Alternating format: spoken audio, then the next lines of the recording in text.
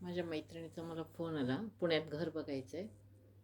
तर तुझं सजेशन हवं आहे. तिच्या मुलीने 2-3 ठिकाणी घर बघून ठेवले होते आणि तिनं लोकेशन पाठवली. लोकेशन बघितलं, लक्षात आलं की हिंजेवाडीच्या जवळ आहे आणि छान आहे. पण तिची अडचण अशी होती की घर तर घ्यायचं आणि मुलाचं आणखी नोकरी लागलेली आहे, इंटर्नशिप चालू आहे मुलाची.